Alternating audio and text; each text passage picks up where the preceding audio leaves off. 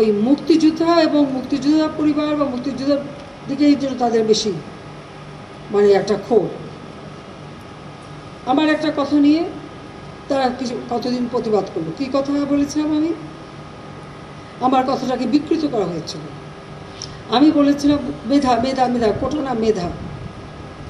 তো কোটা আমাদের নারীর কোটা, প্রতিবন্ধীদের কোটা, নৃগোষ্ঠীর কোটা, প্রত্যেক জেলার কোটা, মুক্তিযোদ্ধা পরিবারের কোটা, সেগুলো তো আমি বাতিলও করে দিয়েছিলাম।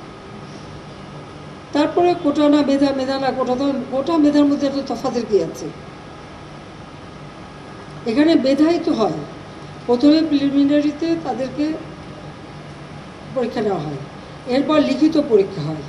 লিখিত পরীক্ষা পাশ করলে তখন তাদের ভাইবা নেওয়া হয়। ভাইবা নেওয়ার পরে তারপর যখন পদায়ন করা হয় তখন যারা মেধাবী তারাই পায়। আর অবশ্যই কোটাগুলি ভাগ করে দেওয়া হয়। তাহলে যারা পরীক্ষা দিয়ে মেধাবী তারাই তো পাচ্ছে।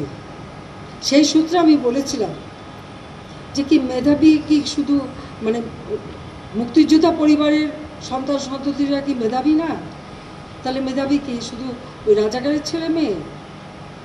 এটা বলার সাথে সাথে তাদের স্লোগান তাও কি বিকেল 4টায় আমি প্রেস কনফারেন্স করি, কয়েক ঘন্টা চলে যায়। হঠাৎ রাত্রেবেলা বোধহয় 11টা 11:30টার দিকে দেখলাম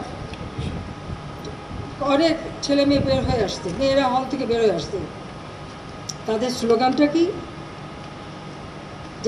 তারা রাজাকার, তুমি কে আমি কে, রাজাকার রাজাকার, তোমার বাবা আমার বাবা, রাজাকার রাজাকার। তার মানে তারা নিজেদেরকেই রাজাকার হিসেবে পরিচয় দিল। আমি তো তাদের রাজাকার বলিনি। তারা নিজেরাই স্লোগান দিয়ে নিজেদেরকে রাজাকার হিসেবে পরিচিত করলো সকলের কাছে।